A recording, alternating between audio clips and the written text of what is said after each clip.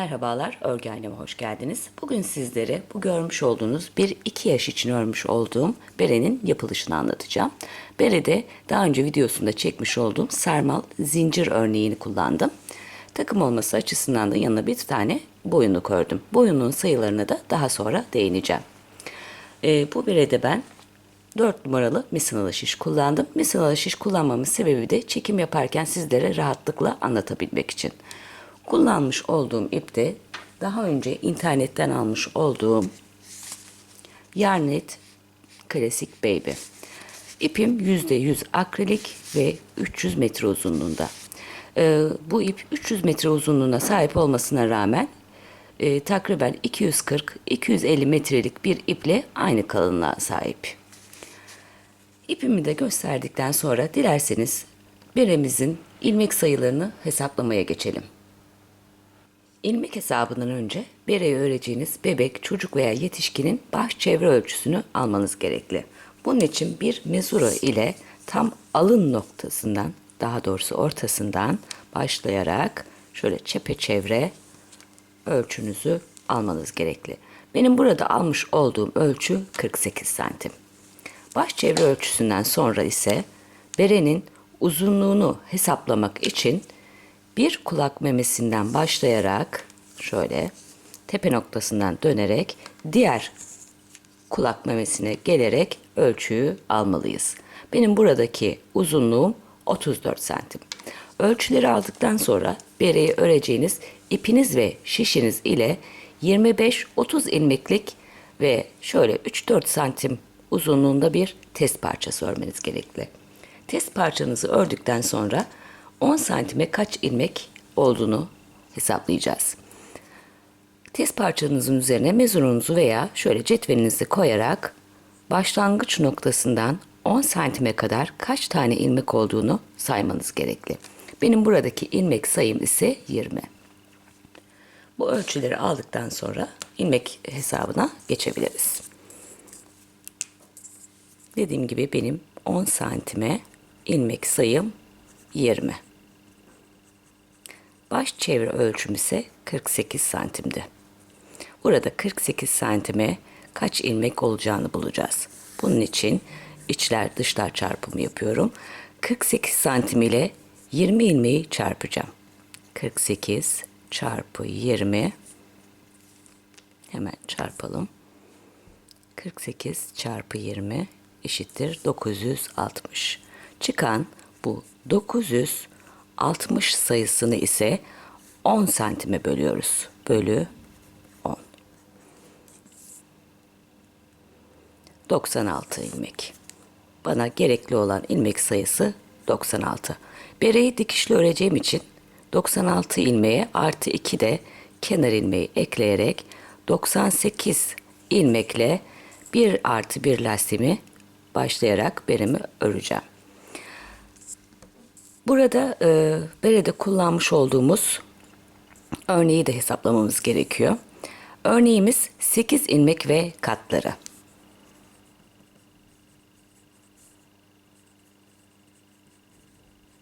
Bunun için bulmuş olduğum 96 ilmeği 8'e böleceğim. 96 bölü 8. 12.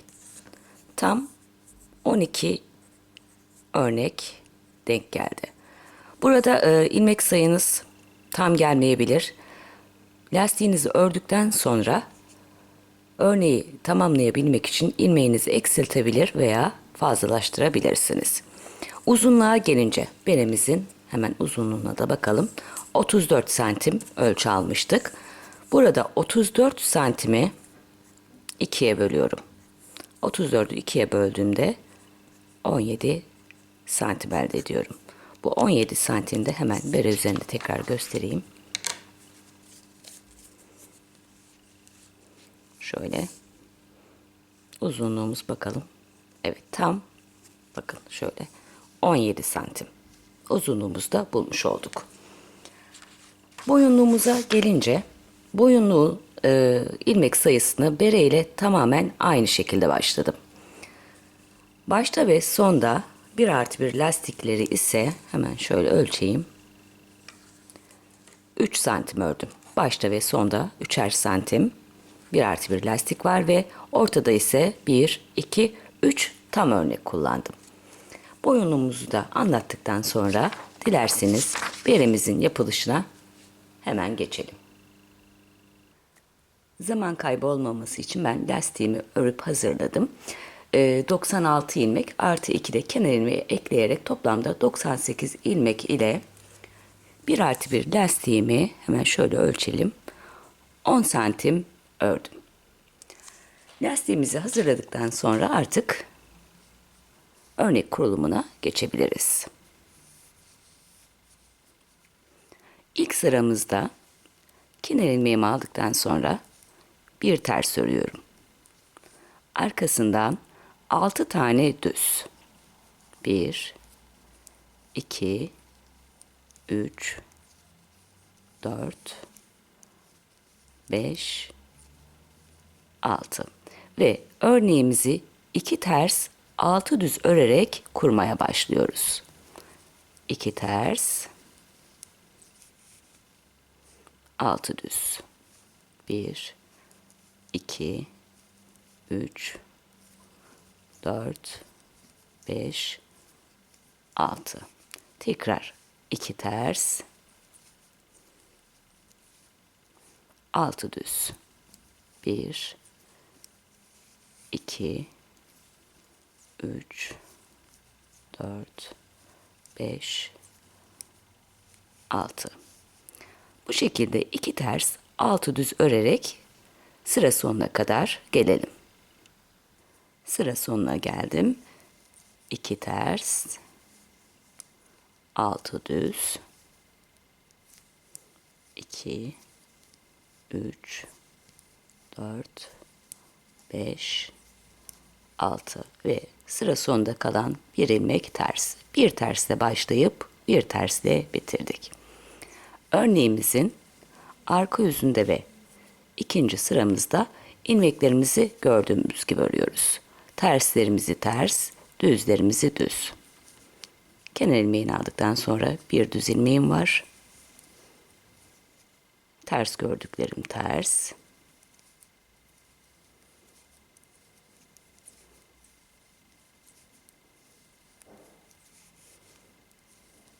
Düz gördüklerim düz.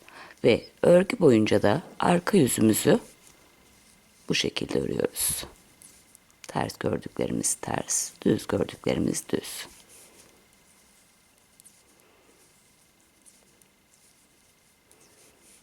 Bu sıramızı da bu şekilde bitirip ön yüzde tekrar örmeye devam edelim. Ön yüzümüze ve 3. sıramıza geldik beremizde. Kenar ilmeğinden sonra en baştaki bir tersi örüyorum. Bir tersten sonra 6 düzümüz vardı. Bu 6 düzümüzün ilk 2 düzünü kendi aralarında yer değiştiriyoruz. Bunun için öndeki düzü atlıyorum. Arka kanattan ikinci düzü alıyorum. Öndeki ilmeği sola, içerideki ilmeği de sağa doğru yer değiştiriyorum. Öndeki düzü örüyorum ve ikinci düzü örmeden sağ şişime aktarıyorum. Ve geriye kalan 4 düz ilmeği örüyorum.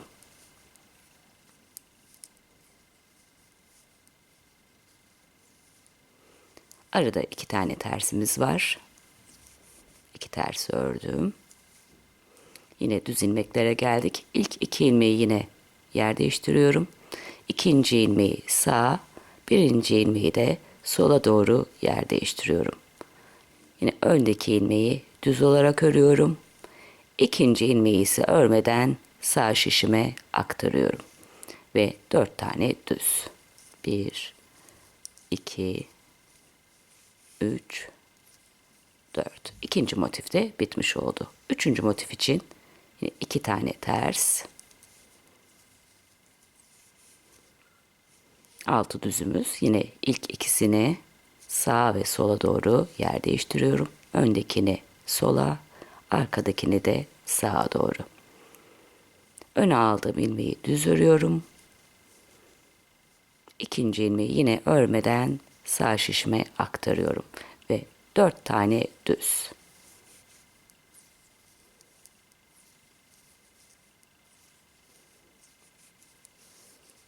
sıramızı da sıra sonuna kadar bu şekilde örelim. Arka yüzde örmeden aldığımız ilmekleri de göstereceğim. Daha sonra yine ön yüze hep beraber geçebiliriz. Sıramın sonuna geldim. 2 ters örüyorum.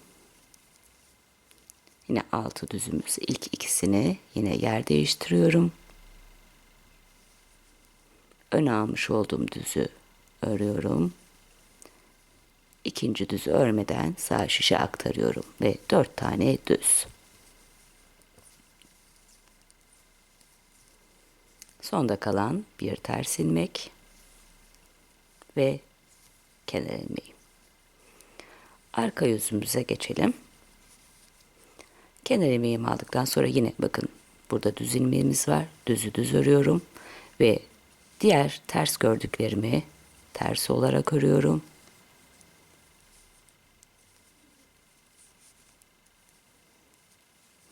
Örmeden almış olduğumuz ilmeğe geldik. Bu ilmeği de ters olarak örüyorum. Herhangi bir değişiklik yok. 2 tane düz, 6 tane ters.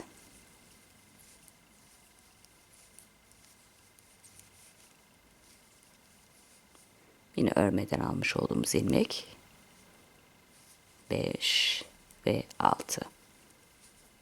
Arka yüzümüzü yine bu şekilde örelim. Dediğim gibi devamlı tersi ters, düzü düz olarak öreceğiz arka yüzümüzde. Ön yüzümüze geldik. Yine ilmek kaydırmalarımıza devam edeceğiz. Kenar ilmeğinden sonra en baştaki bir tersi örüyorum. Arkasından bakın. Sağ tarafa yer değiştirdiğimiz ilmeği düz olarak örüyorum. Bir düzden sonra yine 2 ilmeği sola doğru yer değiştiriyorum. İkinci ilmeği sağ tarafa, ilk ilmeği yine sol tarafa alıyorum. Başa aldığım ilmeği düz olarak örüyorum ve ikinci ilmeği yine örmeden sağ şişime aktarıyorum. Arkasından 3 tane düz.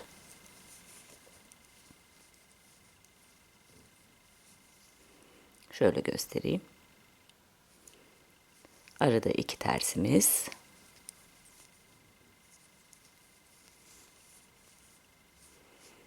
En baştaki bir düzü örüyorum. Ve 2 ilmeği yine sola doğru yer değiştiriyorum. En başa aldığım ilmeği düz olarak örüyorum. İkinci ilmeği yine örmeden sağ şişe aktarıyorum. 3 tane düz. Bir motifi daha bitirmiş olduk. Üçüncü motifi de göstermek istiyorum. 2 tane ters. Bir tane düz örüyorum. Ve yine 2 ilmeği sola doğru kaydırıyorum. En başa aldığım ilmeği yine düz olarak örüyorum. İkinci ilmeği örmeden sağ şişe aktarıyorum. Ve 3 tane düz.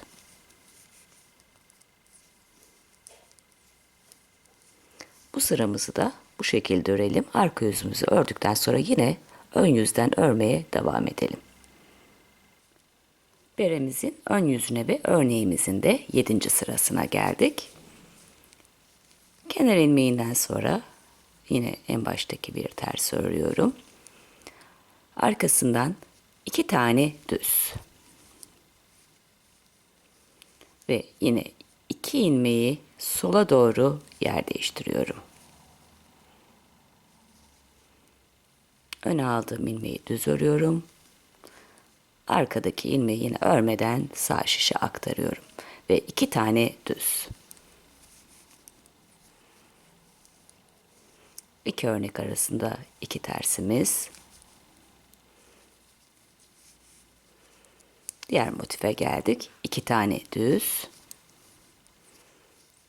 2 düzden sonra yine 2 ilmeği sola doğru yer değiştiriyorum.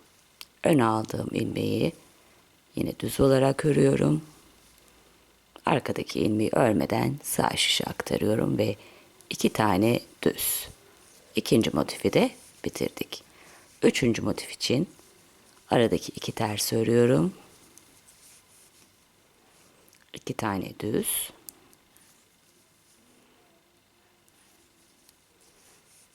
2 ilmeği yer değiştiriyorum.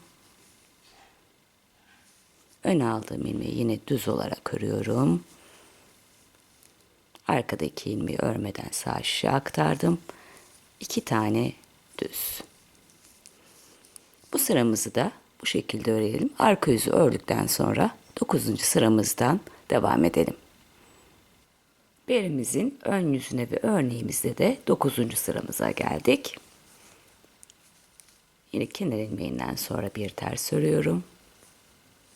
Arkasından 3 tane düz. 1 2 3. 2 ilmeği sola doğru yer değiştiriyorum yine. Baştaki ilmeği düz. Sonrakini de yine örmeden sağ şişe aktarıyorum ve bir tane düz. 2 tane ters örüyorum. 3 tane düz. 3 düzden sonra yine 2 ilmeği yer değiştiriyorum. Öndeki ilmeği düz örüyorum. Arkadaki ilmeği örmeden sağ şişe aktarıyorum ve bir tane düz. Tekrar 2 tane ters. 3 tane düz.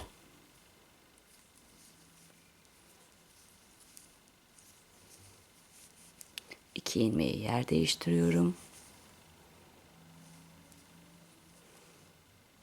Öndeki düz, arkadakini yine örmeden sağ şişe aktarıyorum ve bir düz. Bu sıramızı da bu şekilde örelim. Arka yüzümüzü ördükten sonra yine ön yüzden devam edelim. Beremizin ön yüzüne ve örneğimizin de 11. sırasına geldik. Kenar ilmeğinden sonra yine bir tersi örüyorum. Bir tersten sonra 1 2 3 4 tane düz örüyorum ve yine sola doğru ilmeklerin yerini değiştiriyorum. En baştaki ilmeği düz örüyorum ve sondaki ilmeği örmeden sağ şişe alıyorum. İki örnek arasında yine 2 tersimiz. 1 2. İkinci motife geldik. 1 2 3 4 düz. 2 ilmeği sola doğru yer değiştirdim. Baştaki ilmek düz.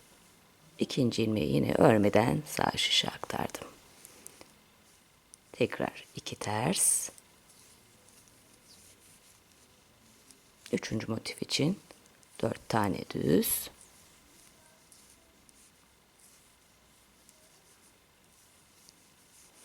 İki ilmeği yine sola doğru yer değiştirdim.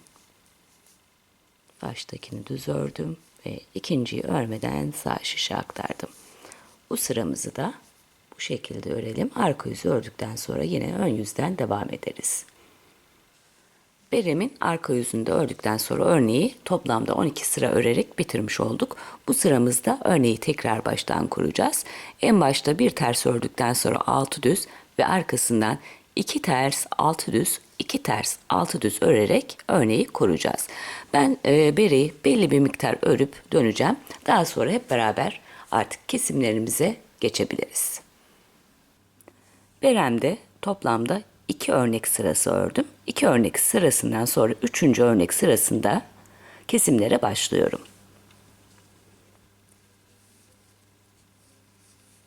Kenar ilmeğini aldıktan sonra en baştaki bir tersi örüyorum. İpimi arkaya aldım. Bir tersten sonra en baştaki 2 düz ilmeği sola doğru kesiyorum. 1 2 3 4 tane düz örüyorum. Arada 2 tane tersimiz vardı. Bu 2 tersin ikisini de ters örerek kesip bir terse indiriyorum. İkinci örnek sıramıza geldik. Yine en baştaki 2 düzü sola doğru kesiyorum.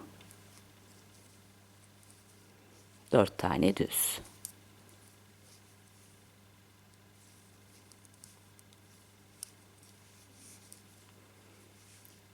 Yine örnek arasındaki 2 ters, ikisini beraber ters örerek yine bir tane terse indiriyorum. Üçüncü örnek sıramız yine en baştaki 2 ilmeği sola kesiyorum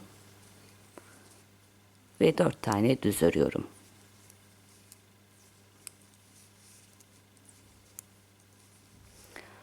Bu sıradaki kesimimizi bu şekilde yapalım. Arka taraftan da yine tersi ters, düzü düz örerek ön yüzümüzden devam edelim.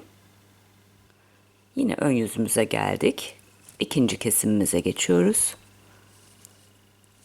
En baştaki bir tersi örüyorum. Burada 2, 4, 5 tane düzümüz kaldı. Yine ilk 2 tanesini sola doğru kesiyorum. Ve 3 tane düz.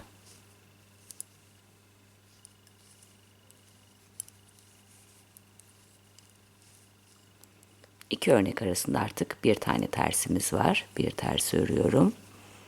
İkinci örnek için en baştaki 2 ilmeği sola kesiyorum. 3 tane düz.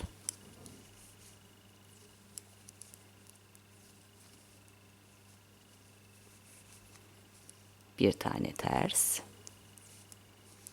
Üçüncü örneğe geldik. 2 ilmeği sola kesiyorum. 3 tane düz.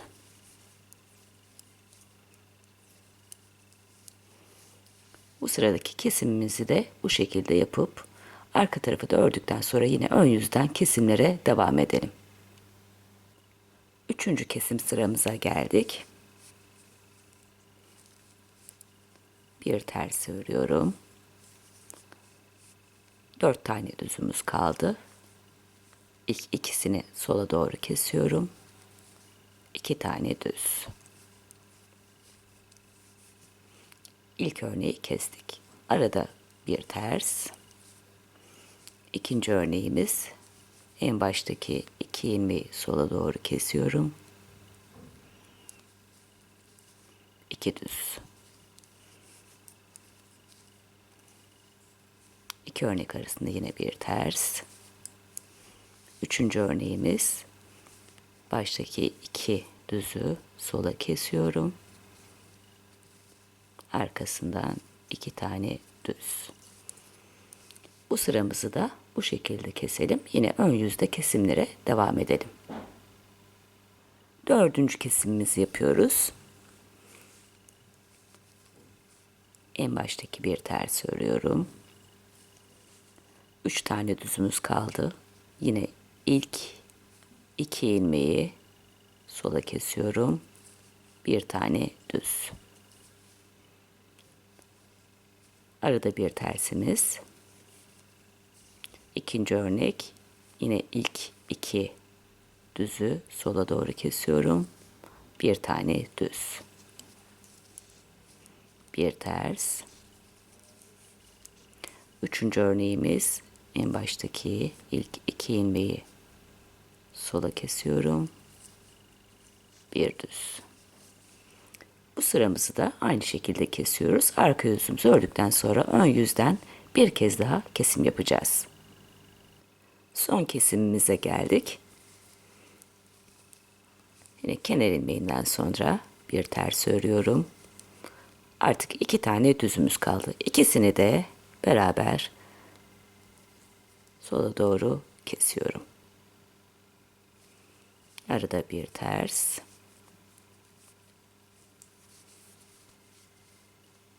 İki düzü sola doğru kesiyorum. Bir tane ters. İki düzü sola doğru kesiyorum. Bir tane ters. Sıramın sonuna geldim kesimde. Bir ters, 2 ilmeği sola kesiyorum. Sonda bir ters ve kenar ilmeği. Burada berenin arka yüzünü örmüyorum. Direkt bu sıradan toplamaya başlayacağım.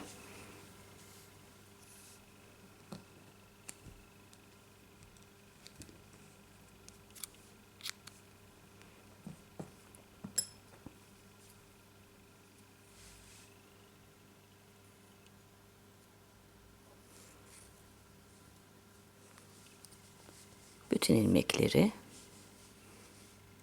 iğnemle topluyorum.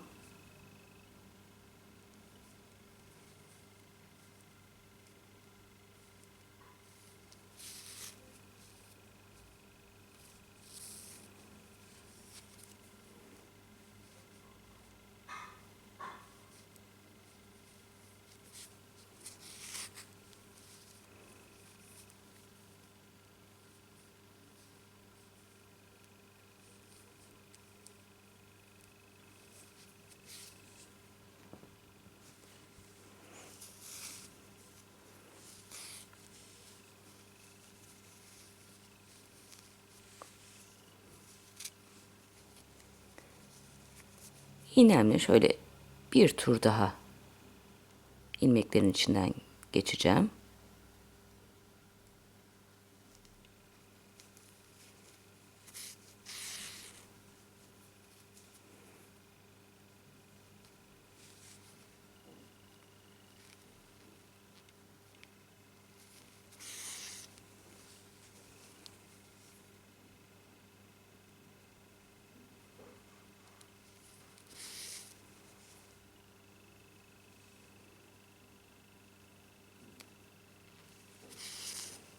Ve iyice sıkıştırıyorum. Kenar ilmeklerinin içinden geçerek ben dikiyorum. Hemen şöyle göstereyim. Bakın kenar ilmeklerimiz aralarından bu şekilde girerek bereyi dikiyorum.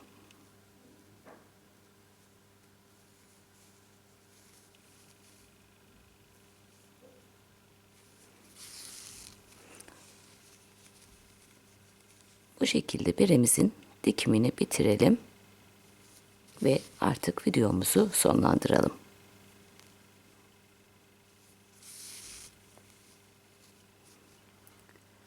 Dikişimizi bitirdik ve beremiz artık tamamlandı. Evet, bugünlük videomuz bu kadar. Bir dahaki videoda görüşmek üzere. Şimdilik hoşça kalın.